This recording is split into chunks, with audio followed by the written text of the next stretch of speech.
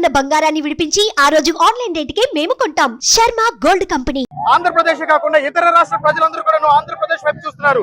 ఎందుకంటే తెలుగుదేశం పార్టీ ఎవరు ఊహించిన స్థాయి రీతిలో ఆ విజయం చేకూరడంతో అందరూ కూడా ఒక్కసారిగా ఆంధ్రప్రదేశ్ వైపు ప్రజలందరూ కూడా చూస్తున్నారు. ఇప్పుడు మనం చూసినట్లయితే కనుక కూటమి విజయం సాధించడానికి ఎన్ఆర్ఐల పాత్ర కూడా ఎంతో ఉందని చెప్పొచ్చు. సో ఎన్ఆర్ఐ ఇంత ప్రధాన పాత్ర పోషించడంలో మనకి ఎన్ఆర్ఐ శేషబాబు గారు కూడా ఎంతో ప్రధాన పాత్ర పోషించారు. శేషబాబు గారు మనతో ఉన్నారు. సార్ నమస్తే సార్, మీరు ఎలా ఫీల్ అవుతున్నారండి? చాలా అద్భుతంగా ఉన్నాయండి రిజల్ట్స్. ఎందుకంటే ఇంత గెలుపు మేము సాధించడం ఎంతో కష్టపడ్డాం.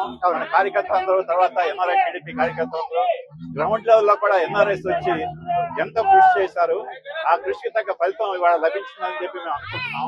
చాలా అద్భుతమైన ఫలితాలు సాధించాం. డెఫినెట్ గా తెలుగుదేశం పార్టీకి ప్రజలు పట్టం కట్టారు కాబట్టి మేము ఎంతో ఆనందంగా ఉన్నాం.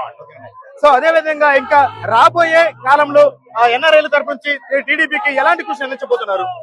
మేము ఎన్ఆర్ఐ తరఫు నుంచి మేము 1,00,000 ఉద్యోగాలు విదేశీ ఉద్యోగాలు కల్పించాలని, తర్వాత ఓవరాల్ గా బాబు గారి ప్లాన్ అయినటువంటి 20 లక్షల ఉద్యోగాల కల్పనకి మా వంతు సహాయం మేము కూడా చేయడానికి కృతనిశ్చయంతో ఉన్నాం.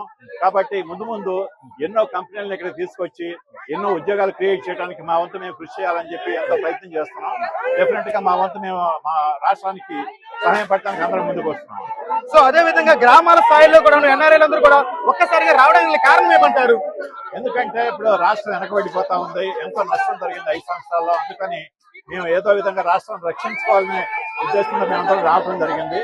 సో ఇక ముందు కూడా మా వంతు కృషి మేము చేయడానికి కృతనిశ్చయంతో ఉన్నాం. ఓకేనండి. సో అదే విధంగా ఈసారి ఆంధ్రప్రదేశ్ అభివృద్ధిలో నారా లోకేష్ గారి పాత్ర ఎంత ఉండబోతుందంటారు?